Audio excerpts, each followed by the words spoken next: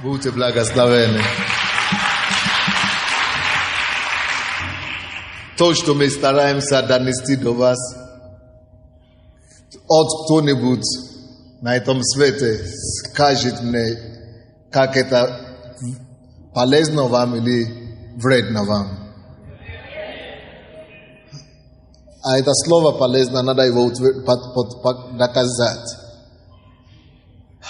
Как вы, чем вы докажете мне, что это действительно полезное слово. Кто хочет что-то по этому поводу сказать? Нет, как обычно. Не просто свидетельства такие, а то, что если вы ходили все время, и вы скажете, что ваша жизнь изменилась, или какое-то изменение было. Но вижу, что ты, да, идешь, или не поэтому. Хорошо. Видите, мы все так говорим. Ладно, давайте тогда буду считать мою проповедь. И будем надеяться, что кто-то где-то получит кассету. И вот им принесет это слово благословения. Если не нам, если не кому из нас выступит, то кому-то принесет. Господи, в имя Иисуса, мы отдаем это служение в Твои руки. Просим, Господь, чтобы Ты благословил это слово, чтобы Ты сделала Твое слово живое и действенное для нас сегодня. И в имя Иисуса Христа высвободи Твое слово. Укрепи наш дух, укрепи наш разум, укрепи наше сердце, укрепи нашу жизнь и поставь нас на крылья. И дай, Господь, чтобы мы могли свидетельствовать и торжествовать о Твоей победе. Спасибо Тебе, Господь, что Ты слышишь нас. Во имя Иисуса Христа. И весь народ Божий скажет Аминь.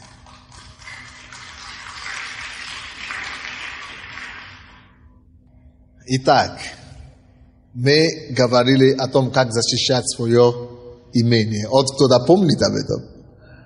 Как защищать свое имение. И это целая 3 лекции у нас было, или 4. И последняя лекция мы закругляли тем, что мы пригласили специалистов по страхованию. Но то, что я пригласил их и дал им выступить, еще не обозначает, что я вам рекомендую именно эту фирму.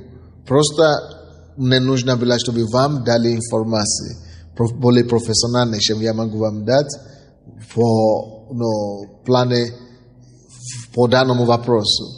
А каждый раз у нас будет много таких еще встреч, когда мы будем приглашать специалистов по разным направлениям, чтобы просто все, что может помочь вам состояться в жизни, все, что сможет вас поднимать, все, что сможет вам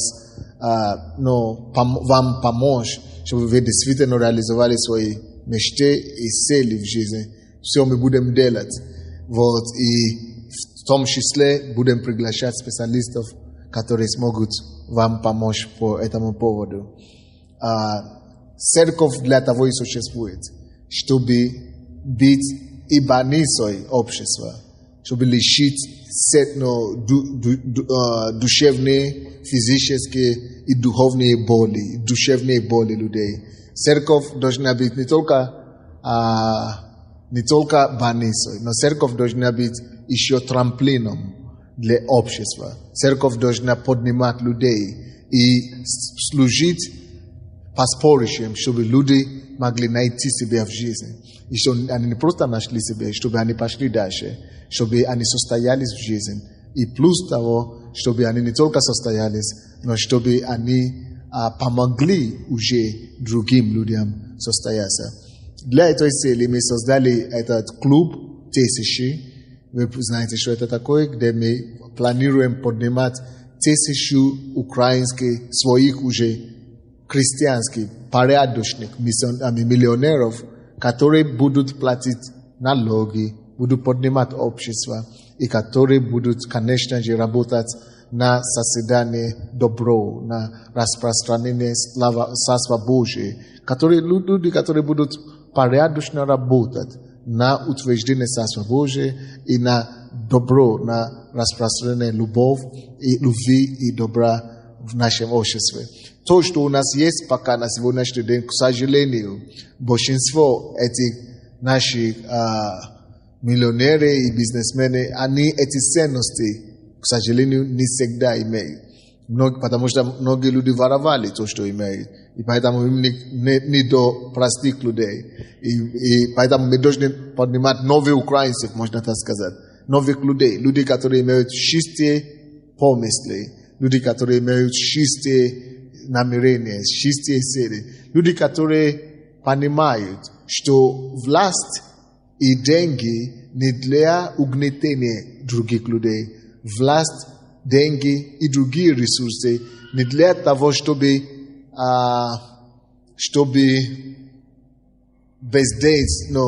как-то беззаконием заниматься. То есть власть и деньги. Вот большинство людей, которые заработают деньги в этом обществе сегодня, что они делают с этими деньгами? Это они идут в казино, да? Куда, что они еще делают? Рестораны, ничего плохого в ресторане нет. Допустим, в Америке вся страна в ресторане ходит. Это ничего страшного. Но когда люди ходят, чтобы именно гулять, вот вы видели ту ситуацию, которая была в России когда-то, да? Когда государственные деятели застали какие-то темные какие-то помещения с девушками, с проститутками, банях, саунах. Это просто позор. Это уничтожает страну. Написано, что праведность, что возвещает народ, а бесчестие, грех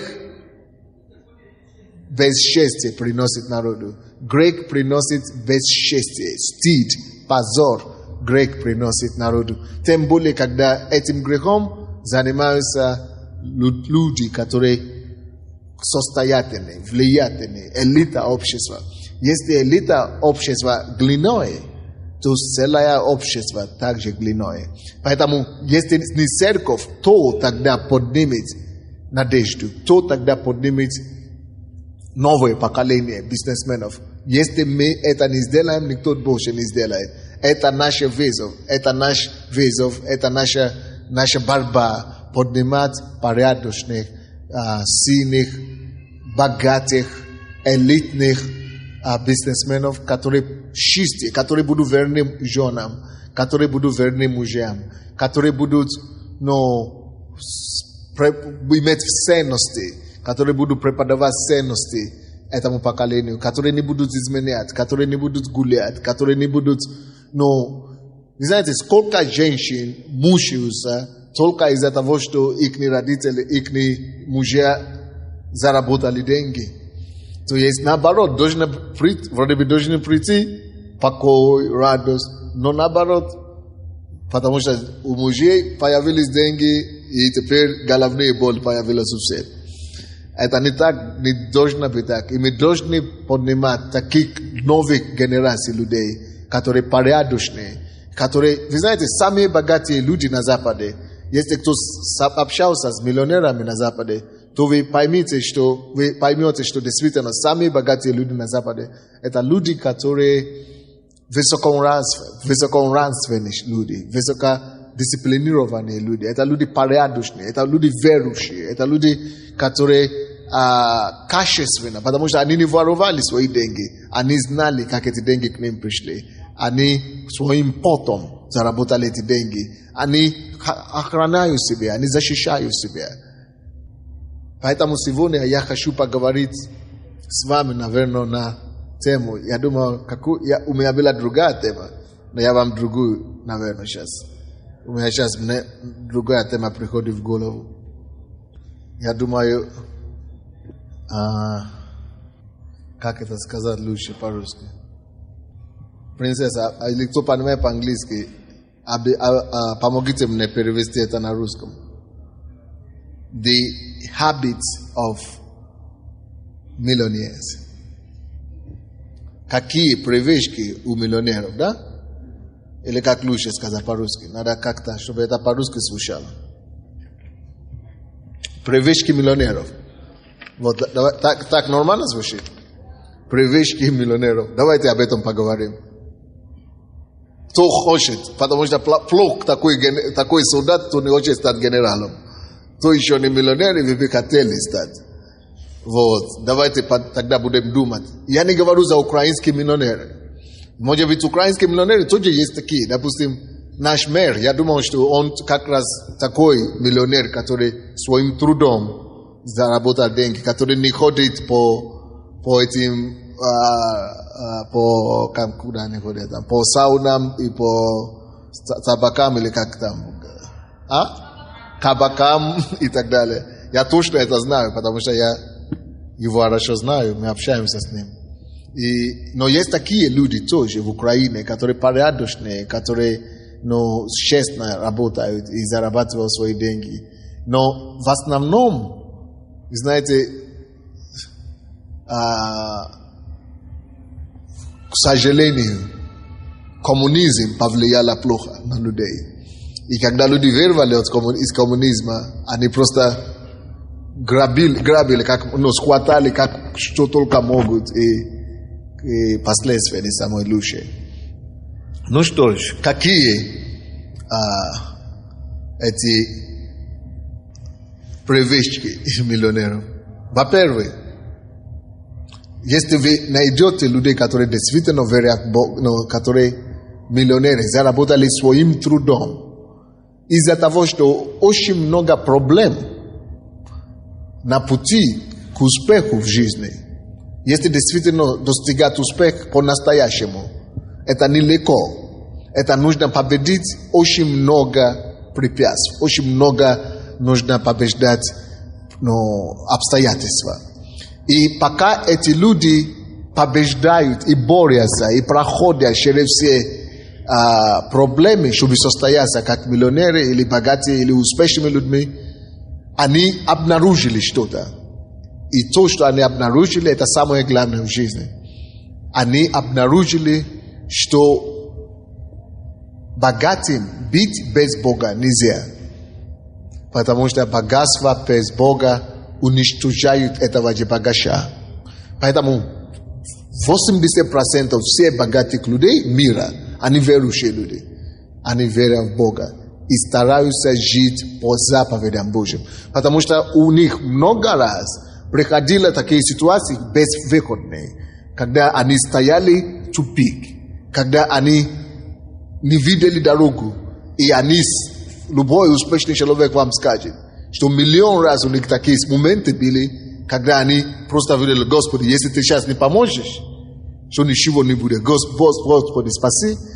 И вот, допустим, давайте даже возьмем нашего президента. Но как Бога не поверит после того, как такое утруднение, или как мы называем, покушение на его жизнь, на утроение, да, мы называем? Утроение. После того, такого отравления, и он чудом выжил после этого отравления. Как Бога не поверит после этого? Даже если ты коммунист до того, ты бегом сейчас поверишь быстренько. Потому что ты видишь явно, что это Бог спас. И также все успешные люди, потому что это длинная дорога от первого шага к миллиону или к успеху до вершины успеха. Это такая длинная дорога, что вам скажут люди, которые от что-нибудь достигли в жизни, они вам скажут, сколько раз они падали. Во-первых, не живите в эйфории, что вы будете зарабатывать ваши миллионы без никаких проблем на пути. Проблем будет валом, чтобы вы знали. Никто не зарабатывает, не становится вообще успешным, тем более миллионером, без проблем на пути. У вас будет их море. Это одно, что вы должны знать. Второе. Не думайте, что вам удастся заработать деньги, особенно большие деньги, без потери. Тоже это миф. Вы будете где-то проигрывать и где-то выигрывать. Где-то уступать и где-то подниматься. Где-то терпеть поражение и где-то выигрывать. Почему это все нужно? Потому что жизнь так построена. И Бог это сам знает. Что если Он не проведет вас через такие пути тернистовые, то вы никогда не дойдете, вы никогда не научитесь, вы никогда не станете мастером, вы никогда не станете, вы даже не будете ценить эти деньги, когда они у вас будут. Для того, чтобы вы могли ценить то, что у вас будет, и то, что Бог вам будет давать, вам нужно будет проходить тернистый путь. Путь к успеху вообще в жизни – это тернистый путь. Но те, которые доходят до конца, это люди, которые не сдаются. Это люди, которые приняли решение добиться и дойти до их цели, чего бы это им не стоило. Понятно вам или нет? То есть,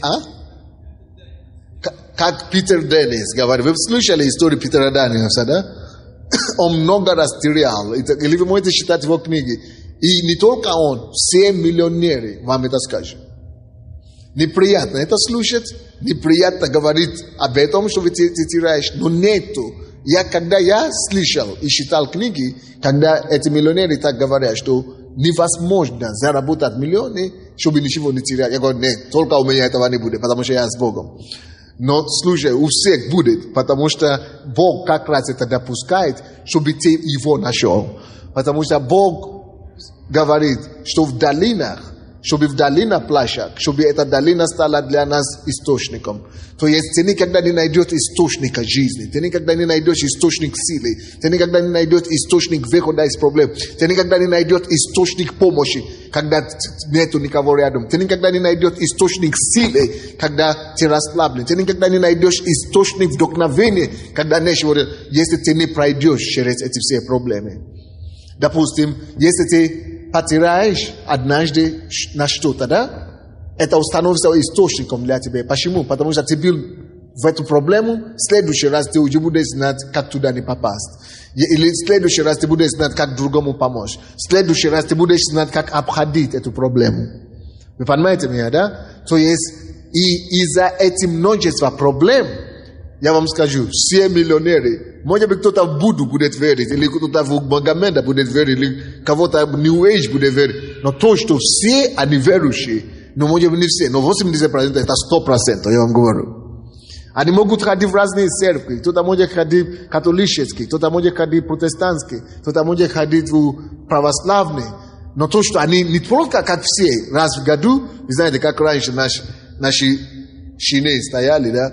Вы знаете, почему наши здесь успешные люди, да, и богатые, и президенты, и все, но успешные люди, они не верят в Бога, они так, потому что коммунизм, они заглушали это все этим делом, водкой заглушали, они заглушали это все блудом, развратом, они заглушали совесть всякими возможными извращениями, они заглушали совесть. Поэтому они Бога не могут удержаться за Богом. Потому что только с чистым сердцем Бога узрят.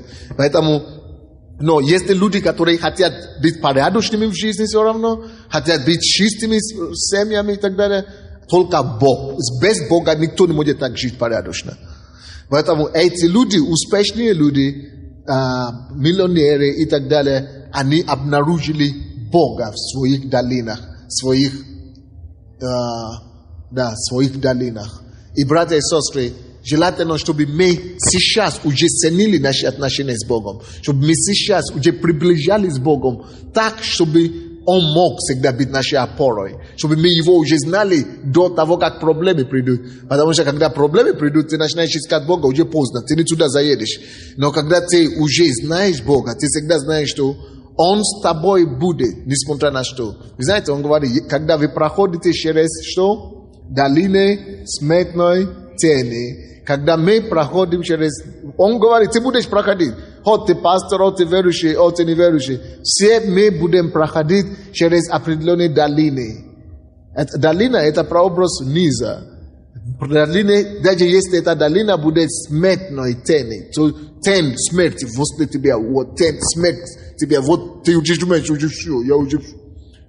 Как смерть уже дышит на тебя. Ты прямо дыхание смерти слушай за ухо.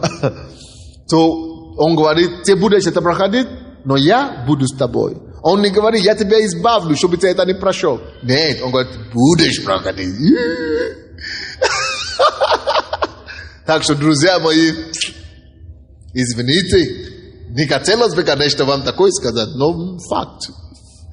Будете проходить. И когда вы будете это проходить, если вы будете уже с Богом, если вы его будете знать, если вы уже будете в хорошем отношении с ним, он будет с вами. Он вас не покинет. Тогда он становится вашим источником при этой проблеме. Это первое, то, что вы должны знать о вещах, или как мы говорили, о привычках миллионеров и успешных людей. Успешные люди знают, что им нужна опора. Успешные люди знают, что им нужна какая-то сила, которая больше их человеческой силы. Успешные люди понимают, что без Бога, без какой-то третьей рукой, без какой-то третий глаз, без какой-то третьей помощи, третьего измерения, четвертого измерения, то никто не выживет. Конечно, из-за этого многие попадают в заблуждение. Многие идут, то к бабкам ходят, да? То к оккультистам ходят, то экстрасенсам ходят. Потому что они ищут уже в экстремальных ситуациях, они начинают искать Бога. Поэтому и попадают в это заблуждение. То в православие, то в бабкам ходят, то в Кашпировскому пойдут, то каким-то еще. Потому что эти проблемы уже загоняют их. Они уже попадают под это. Но я имею в виду, чтобы это с нами не произошло, сейчас, когда мы в порядке еще, когда мы начинаем идти, чтобы мы уже сделали Бога нашим опором. Все ищут, даже президенты, или, вот, допустим, все наезжают на нашего мэра, да, что он ходит в церковь нашу. Слушай, они куда они ходят? Спроси у них, куда они ходят. Все куда-то ходят, либо гороскопам, либо, гадателям, либо к банкам, либо... Но куда лучше ходить? К Богу живому или к этим всем, которые все равно Бог уничтожит в аду? И все равно дурят их, и все равно обманывают, и деньги собирают и так далее. Лучше ходить к Богу. Вот, но люди успешные, я вам точно это говорю, они понимают это, что нужно четвертое измерение. Поэтому развивайте ваши отношения с Богом. Я хочу вам сказать сегодня. Развейте ваши отношения с Богом. Прежде всего, если вы хотите состояться как успешный человек, либо в политике, либо в бизнесе, либо в какие-то... кто-нибудь, возьмите телефон, микрофон, я буду говорить местописание, и вы можете мне помогать читать. Кто-нибудь, дайте микрофон кому-то здесь. Вот, кому-то здесь, кто может читать. То есть, мы будем... То есть они все знают, что нужно развивать свои отношения с Богом. Поэтому я ободряю вас сегодня. Поставьте на первом плане, что на моем пути к успеху, в моем стремлении заработать деньги, я не хочу приобрести все и потерять самое главное. То есть они понимают, что нужна опора. И, друзья, вам нужна будет опора в жизни. И вы должны принять это решение для себя сейчас. Что прежде чем я буду бросаться куда-то, прежде чем я буду что-то делать, я сначала хочу найти опору. Я хочу сначала найти Бога. Вы должны это принять решение, чтобы Бог стал сначала вашим стремлением. Потому что, друзья, богатые люди, это вторая привычка богатых людей, я вам скажу. Второй, сейчас скажите, пишите. Это то, что богатые люди понимают, что деньги нельзя искать, что за деньги нельзя бежать, за деньги нельзя жить, что деньги это всего лишь средства, что деньги, они относятся к деньгам как вещи, они относятся к деньгам как инструмент. Деньги для них это всего лишь инструмент, деньги для них это всего лишь средства. Или как лучше по-русски сказать? Средства. Правильно, да? Деньги это не самое главное в жизни. Настоящие успешные люди, настоящие богатые люди это понимают. Но когда мы думаем, что мы должны делать все, чтобы деньги заработать, мы должны, всеми силами, всеми целями, всеми ресурсами, способностями, когда деньги становятся самоцель для нас, это деньги потом губит человека. Если ваша самоцель в жизни, это как заработать деньги, как стать богатым, как иметь больше, еще больше, значит, это не вы уже имеете деньги, а деньги вас имеют. Богатые люди это понимают. Деньгам нельзя относиться слишком серьезно. Так и пишите. Деньгам, это второй пункт. Деньгам нельзя относиться слишком серьезно. Богатые люди это понимают. Если вы будете брать деньги к сердцу слишком много, эти деньги разбьют ваше сердце. Если вы будете слишком дорожить деньгами, ценить деньги слишком много, вы потом будете не владеть деньгами, а деньги будут вами владеть. То есть вы будете служить деньгам, а не Богу. Сколько, допустим, людей в Украине, которые я встречаюсь, депутаты, министры и так далее. Я встречаюсь с ними, я говорю, придите в церковь. Чего вы не ходите в церковь? Ой, дела. Я говорю, слушай, получается, что дела вам диктуют, что делать, где вам быть. Дела вас отталкивают, дела вам диктуют. Дела есть ваш Господь, дела есть ваш Господин, дела самое главное. Вы получаете приказ от дела. Вы не можете принять решение, что нет, дела, ты подождешь меня сейчас, пока мне надо служить моему Творцу. Мне надо там быть в церкви, мне надо идти служить Богу, мне нужно... То есть вы не можете. Он говорит, а как же дела? А как же тогда быть дела? А как же работа? А как же... Потому что не они владеют работой, не они господствуют над работой. А получается, что эта работа господствует над ними. Понятно то, что я пытаюсь говорить или нет? То есть, не будьте раб. Вот я одну цитату где-то читал, одну цитату. Кто-то говорит, деньги могут быть хорошими рабами. Ну, как там лучше? Деньги хороший раб, но плохой господин. Как это лучше сказать? Нормально? Вот, деньги хорошая слуга или хорошая слуга. Деньги хорошая слуга, но плохой господин. Если ты позволишь деньги начинать над тобой господствовать, ты пропал. Потому что как только что деньги попадают в твои руки, она начинает тебя диктовать. Ты мотаешься туда, туда. Допустим, жены говорят, наши мужья, которые бизнесмены, просто нам говорят, сиди дома, я тебе купил то, что тебе еще надо? Сиди. А ты где-то, а я с друзьями погуляю, и секретаршу беру с собой, или проститутку беру с собой. Почему? Потому что он не может. Когда у него нет, деньги диктует, деньги правят. А потому что все, вот одна мне говорит, привела мужа, я говорю, а ты зачем ты секретарша ходит на... Он говорит, почему не с женой? Он говорит, надо мной буду смеяться. Что я с женой прихожу на такие встречи. Это же не солидно, это же позор. Это же... Но надо мной буду, это не солидно. То есть уровни бизнеса не позволяет говорить. То есть позор вонючий. То есть это просто... и такие вещи происходят, что просто уму не вмешается, не входит, не помещается там. То есть, уму непостижимо, короче. То есть, настоящие люди, которые заработали свои деньги, которые честным трудом, которые есть настоящие богатые люди, миллионеры и миллиардеры мира сего, слушайте меня, друзья, они понимают, что деньги ничто. Что деньги что? Ничто. Привычки миллионера. Они понимают, что деньги ничто. И что деньгам надо относиться спокойно. Легко. Серьезно, но не слишком. Оставьте его на его место. Если ты будешь слишком, оно тебя загонит. И задушит потом, в конце концов. Итак, братья и сестры мои, relax.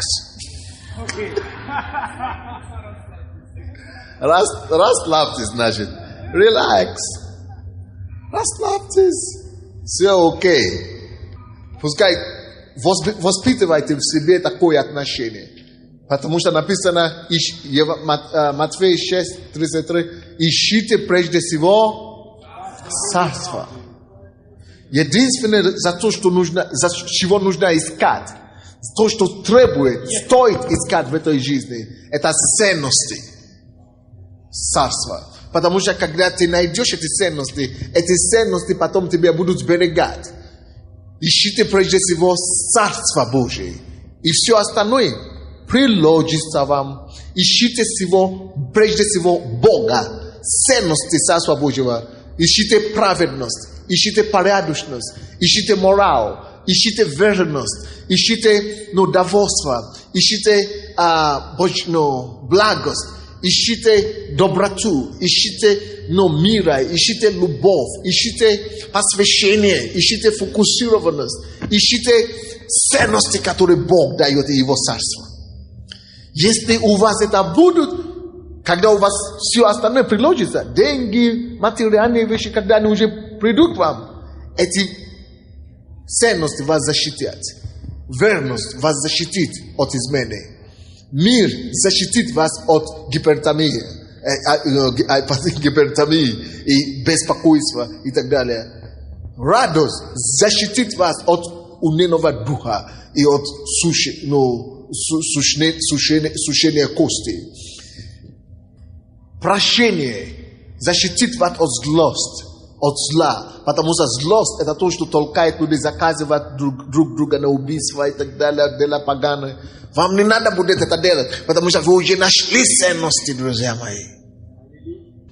Кто-нибудь слушает меня? Поэтому ищите прежде, не беги вперед, не впереди вагона или как там, поезда, не беги впереди поезда. Сначала найди ценности Царства, найди Царства и ценности Его, правды Его, потом ты будешь защищен. Вы знаете, где-то 2 или 3 помазания назад мы показали фильм с одной девушкой. Это фильм, я не помню, как название фильма. Красивая девушка такая, высокая у нас туда ходит. «Полет к мечте». Вот фильм назывался «Полет к мечте». Девушка начала гулять с богатыми клиентами, как бы, с богатыми людьми, как бы, да? И она имела все, что хотела иметь. Но вы знаете, к чему это привело? Это привело к тому, что она говорила: я уже дошла до такого, что я уже потеряла себя. Я уже потеряла себя. Я уже не хотела жить, ничего, не хотела выйти из дома. Мне уже ничего не надо. Деньги валяются у меня. Хожу по деньгам в квартире. Я сделала для родителей все, что хотела. Я сделала их богатыми, состоятельными. Но сама потеряла себя. Пускай ваша жизнь не будет такая. Что вы всю жизнь искали, нашли, но потом себя потеряете. Пусть ваша жизнь не будет такая, что вы искали чего-то, только чтобы потом обнаружить, что в процессе искания этого всего вы себя уже потеряли. Многие так с ними бывают. Как я много раз это слышу, пасторы, говорят в основном жены. Мы познакомились в институте. Это совсем другой человек. Это уже не мой муж. Это совсем другой человек. Нашел богатство, но потерялся. Он сам. Даже мне сами говорят, сами бизнесмены говорят, это уже не я. Я же чувствую, что это не я. Женщины тоже говорят, это уже не я. Я чувствую, это не я такая, я другая. Пусть ваша жизнь не будет такая. Поставьте ценности сначала. Пусть ценности защитят вас. Тогда все остальное, что приложится, не задавит вас, а поднимет вас. Потому что вы знаете, что все это ерунда. Все это ерунда. Все это ерунда. Хотите знать третья привычка, или как мы говорим? Привычка мы говорим. Хотите получить третью привычку или нет? Все успешные люди, миллионеры, особенно, они все борцы, сражаются, борются. Это люди, которые не сдаются. Это люди, которые не знают, что такое не получится, невозможно или нельзя.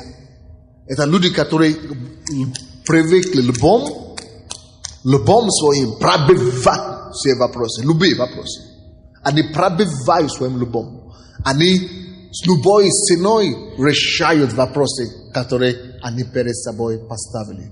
Перед собой. Итак, друзья мои, если вы действительно всерьез задумались о том, что вы хотите быть успешным в жизни, если вы действительно всерьез задумались об этом, то вам нужно знать, что вы должны за все в этой жизни нужно сражаться. За все буквально. Даже то, что тебе по праву принадлежит, тебя люди туда не пропустят. Я тебе говорю. Тебе по праву принадлежит, да? Но тебя туда не пустят. Не пропустят. Вот ты знаешь, что тебе моем, не дано, не положено. И тебе тысячи препятствий, тысячи проблем, тысячи это самое, чтобы тебе только туда не допустить. Я вам говорю. Если ты есть такой, который решил одну проблему, вторую решил, третью говорю, еще валом проблем, не могу все. Значит, вот вам причина, почему 98% людей, живущих на свете, не могут быть супер успешными. Не могут, потому что люди не хотят бороться, не хотят не то, что драться, а драться это другое. Я имею в виду сражаться, вот сражаться слово. Не хотят сражаться, сдаются. То есть люди не хотят сражаться. Но пойми, жизнь сама это сражение. Что я сказал? Сама жизнь это что? Вы не отвечаете. Жизнь это что? Сражение. Борьба. Сражение. Жизнь это сражение. Повторите. Жизнь это? Жизнь это? Жизнь это? Жизнь это? Если вы не готовы сражаться в жизни, вы еще не готовы жить. Или же будете жить в депрессии, или же будете жить абузой будете для кого-то, или же кто-то вами будет править, к сожалению.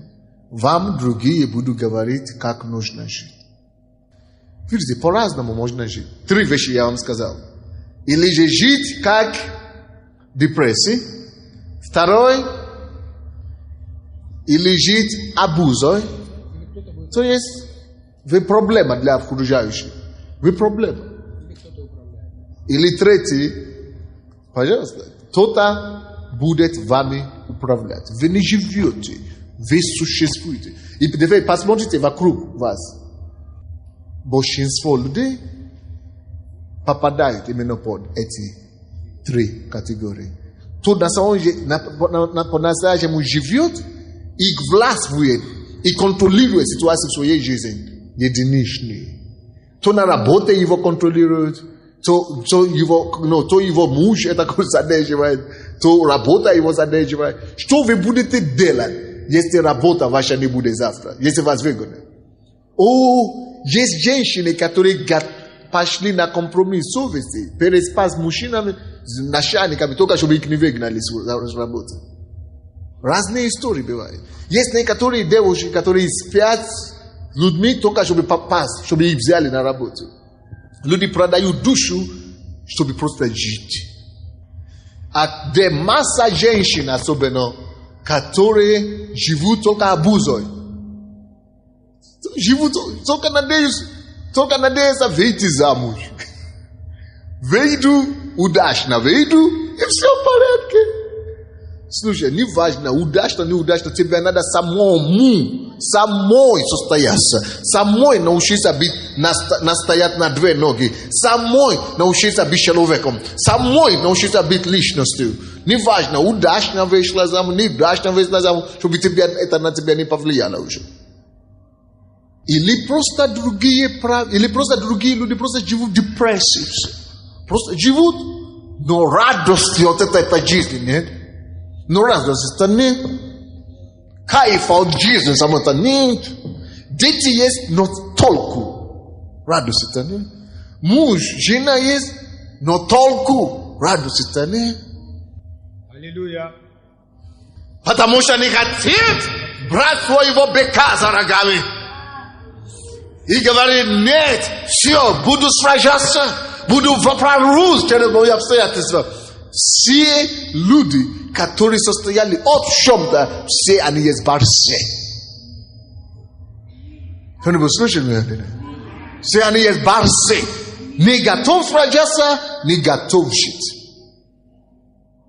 Потерпел поражение один раз, пошел дальше. Потерпел поражение второй раз, пошел дальше. Потерпел поражение третий раз, встали, пошел дальше. Потерпел поражение четвертый раз, ты дальше пошел. Сколько бы это ни было неудачи, все, одержи победу. Аллилуйя.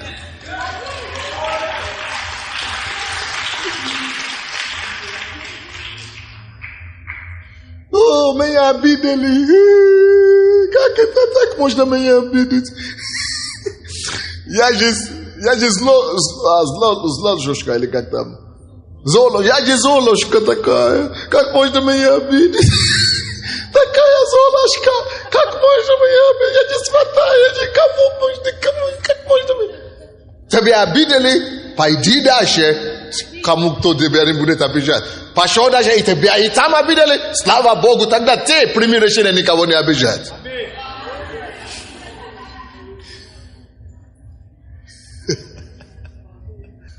Аллилуйя.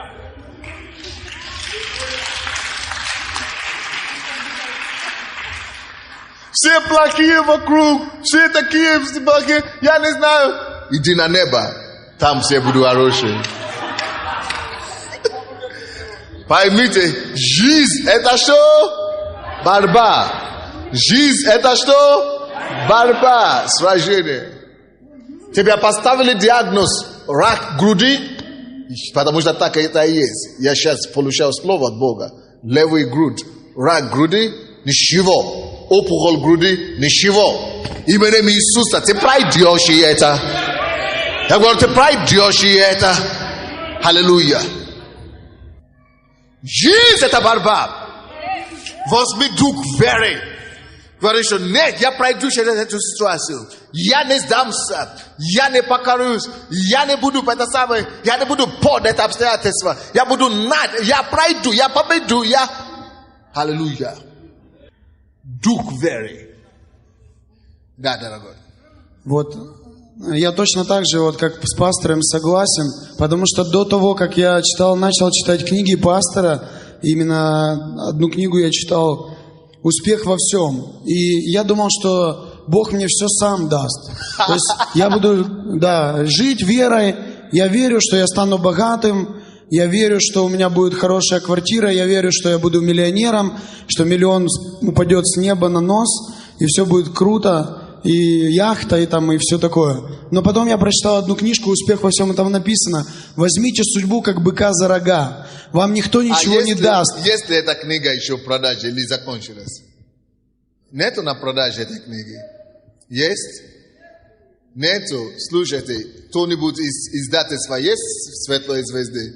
Пожалуйста, бегом распечатайте мне на следующей неделе все эти книги, которые у вас закончились. Вот, и когда я прочитал, что нужно брать судьбу как быка за рога, то есть пастор все время это говорил, это как откровение пришло в мою жизнь. Я понял, что тебе никто на блюдечке ничего не принесет. То есть ты должен сам. И потом еще там было написано, что Царство Божие усилием берется, и употребляющее усилие входит, восхищает его. Я понял, что вообще в этом мире нужно за все бороться, нужно за все воевать. И если ты, с этого момента вся моя жизнь изменилась. Я понял, что если я сам не пойду и возьму, я себе задал вопрос: в мире столько денег, почему они не у меня? Потому что я нереально ничего не приложил, чтобы это изменить поток, чтобы он тек ко мне. И я начал думать: слушай, если я сейчас не возьму судьбу как быка за рога, то никто не скажет: вот, Саша, вот деньги, приди и возьми. Вот то есть нужно реально... Вот красавец, да? Ты такой красивый, симпатичный, на тебе миллион, да? Да, вот типа такого. Почему-то еще никому не подарили. То есть, поэтому я понял, что нужно реально брать просто и что-то менять в этой жизни самому. Брать и обучаться, то есть, что-то делать. И тогда, когда я только это начал делать, у меня начало получаться. Вы знаете, у нас у всех может это получаться. Но проблема в том, что мы не хотим брать быка за рога. Мы думаем, что бык будет бодаться или еще что-то. На самом деле все очень просто. Просто нужно брать его и все. Спасибо. Дай ему книгу, пускай покажет. Да, вот эта книга «Успех во всем». Вы можете ее приобрести, если есть она на раскладках. Говорят, еще есть.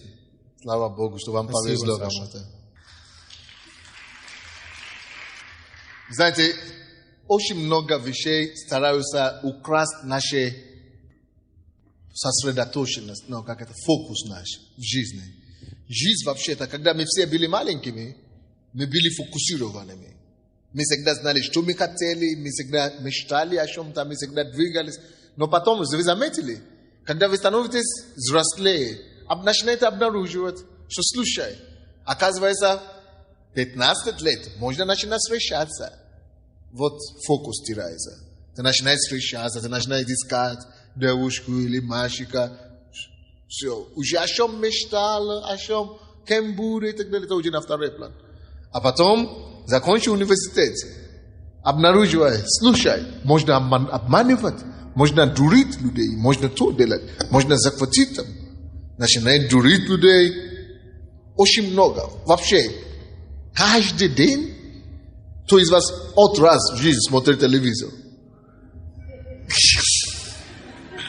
Миллион тем, чтобы нас все отвлечь. Тебя похоть хочет победить. Тебя, блуд хочет съесть. Тебя зависть хочет победить. Тебя, вкладывает, входит в твое сердце незаметно. Очень много ужасных вещей, которые раньше там не было. И что это такое?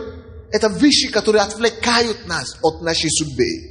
И что нам нужно делать с этими вещами? Нужно просто бороться. Надо бороться за твое сердце, чтобы она была чистая. Надо бороться за твою жизнь, чтобы она была порядочная. Надо бороться за, это самое, чтобы ты не был, гулящий. Надо бороться, чтобы, жить, чистую жизнь. Надо бороться. Это все борьба. Девушки, вы идете по улице, миллион глаз на вас сразу. Ой, Боже. И каждый день такие миллион глаз однажды очень создаваться просто от кого-то, прихватить, чтобы кто-то был в рост тебе, тогда будет легче, да? Очень так думать. Но слушай, надо бороться за чистоту.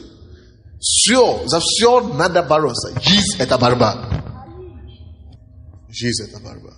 Вы хотели даже прийти сюда в церковь сегодня?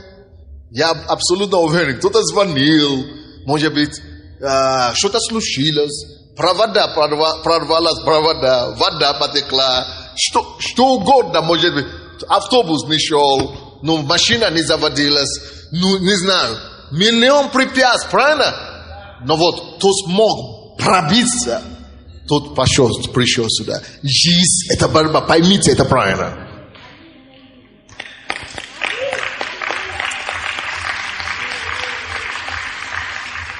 И Бог это знает.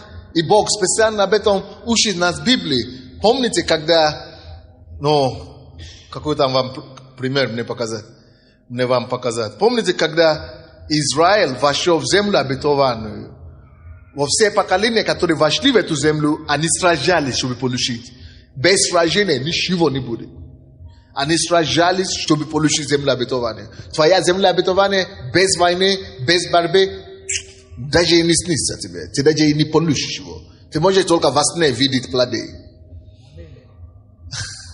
Но помимо тех, которые вошли в землю обетованную и сражались, Бог подумал о том грядущем поколении, которым не надо будет сражаться, чтобы опять землю обетованную завоевать. Это уже те, которые уже вошли, которые уже родятся в этой земле обетованной. Вы знаете, что Бог говорит за них? Он говорит, а те, которые родятся в этой земле обетованной, кому не надо будет сражаться, чтобы получить землю, кому не надо будет победить фараон и так далее.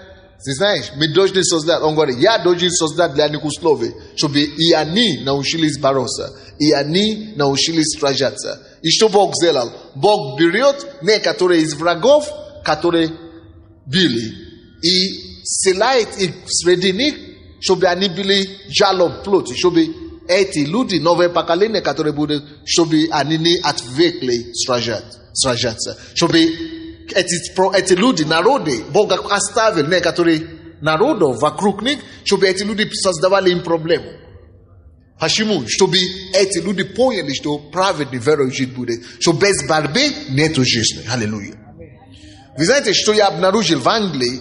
Я был в апреле, провел там бизнес-конференции в Англии. В апреле месяце. Вы знаете, какая статистика?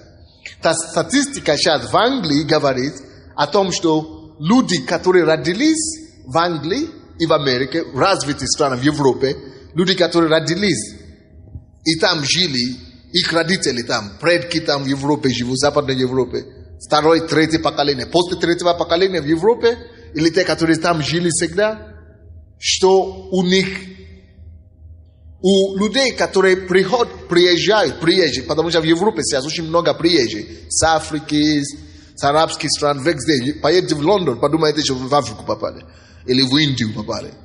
Но, короче, не важно.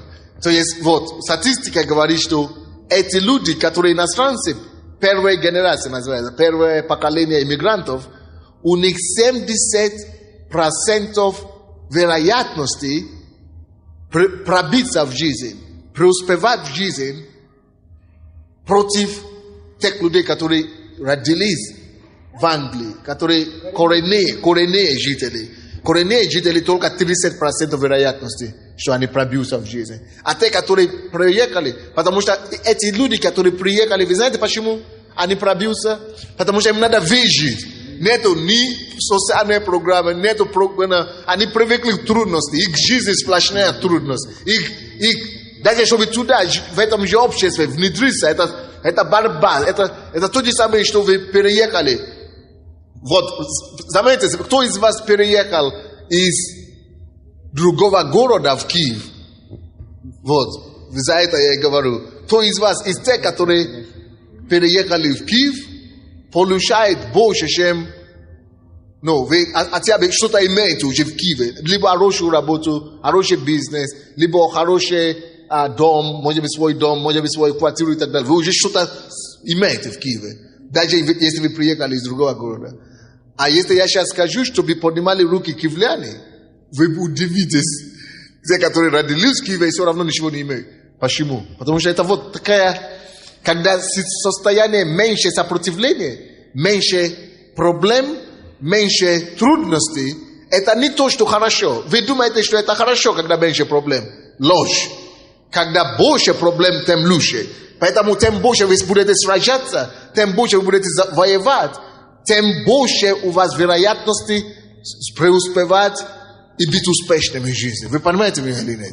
То есть трудности не ваши проблемы. Трудности это не беда. Трудности это те вещи, которые рассчитаны на то, чтобы мышцы ваши поднимать и взращивать.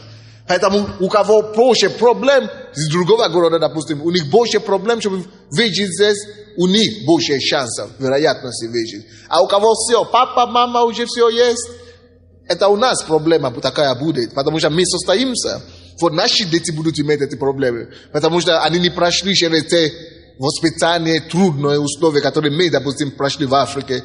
Им все уже здесь есть, машина есть, все есть.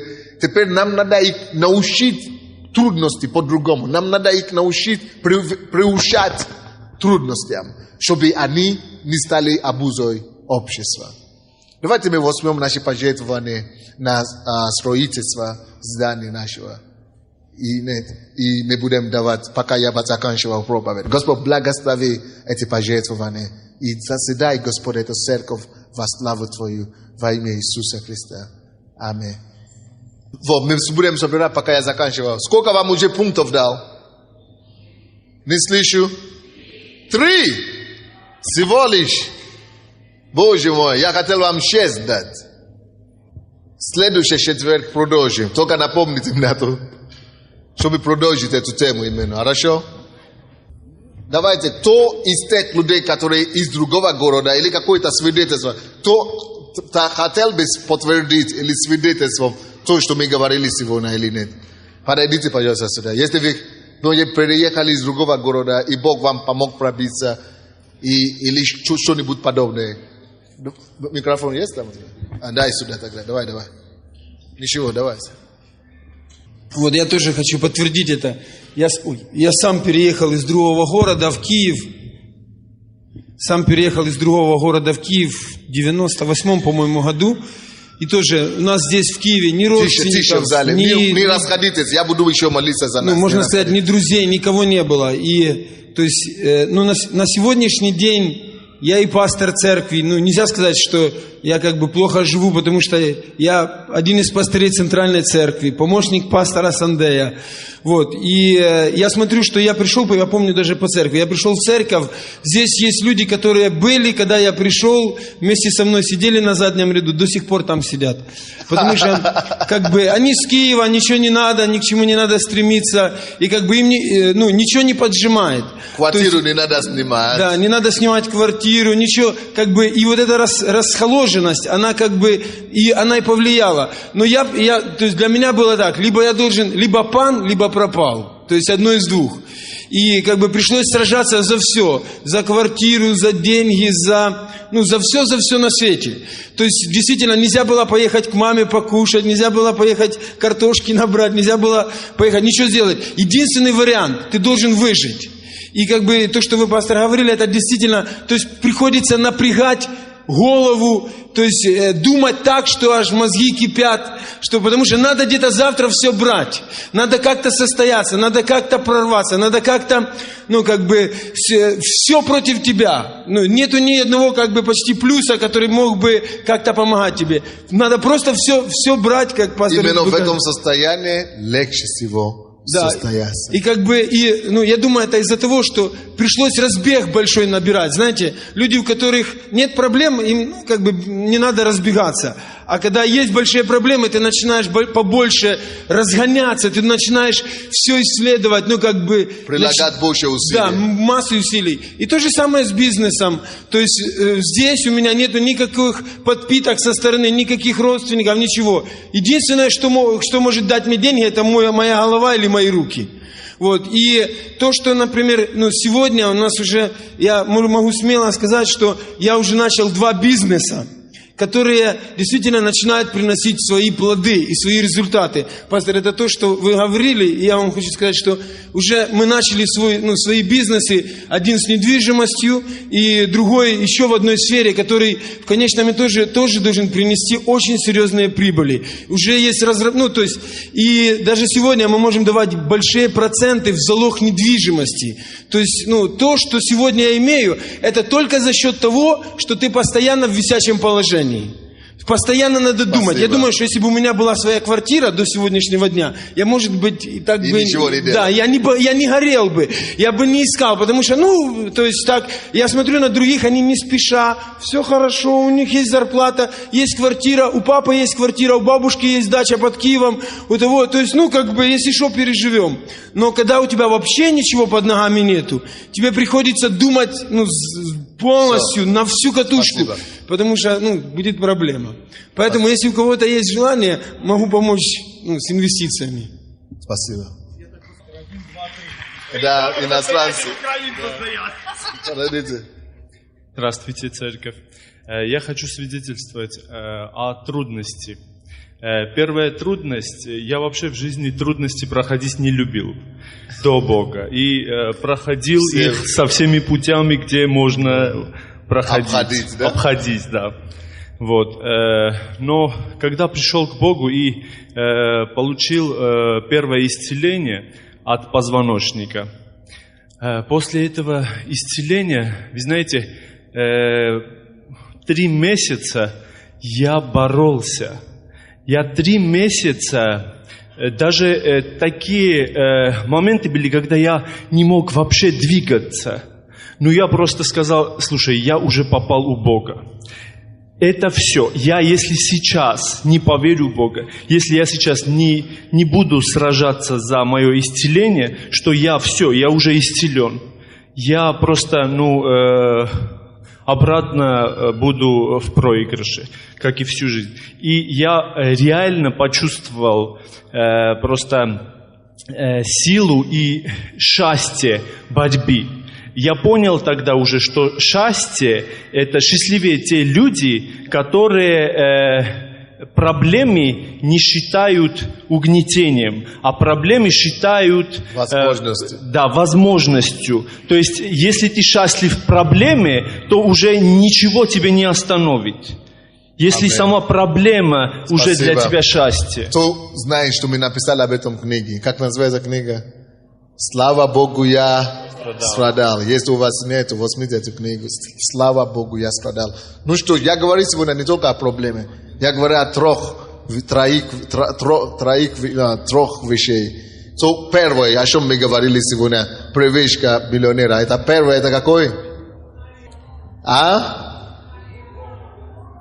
Все миллионеры знают Бога, верят в Бога. И знаете, вам надо брать эти кассеты, видео надо взять или аудио, надо слушать еще раз. Вы думаете, вы помните, вы уже не помните. Надо все кассеты взять и слушать еще раз. Вторая истина, вторая привычка миллионеров. Люди понимают, что деньги это не само цель. Деньги это всего лишь средство. Деньги это ничто. Что нельзя слишком серьезно относиться к деньгам. И третий, все миллионеры, успешные люди, борцы. Они борются. Так. Добрый вечер, дорогая церковь. Что я хотел? Если ты с другого города, это еще ничего. А если вообще с другой стороны, и еще цвет кожи сразу определяет, что ты с кавказской национальности. И Беркут мимо не пройдет. Каждый раз остановили, все документы проверили. Даже минус на минус. Еще у тебя акцент, значит, все, пропал. Акцент.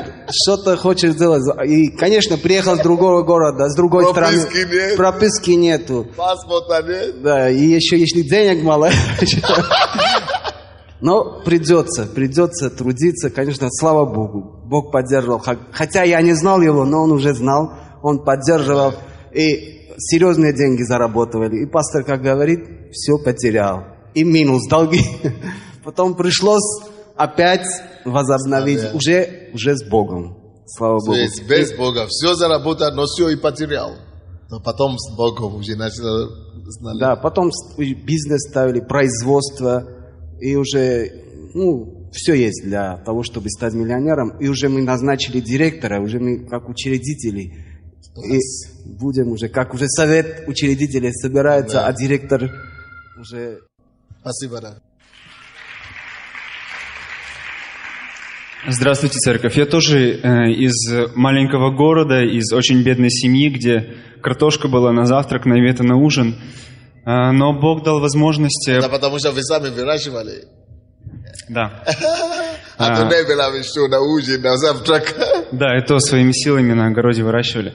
Но Бог дал возможность учиться в Киеве, получил образование, по Божьей милости поступил на работу.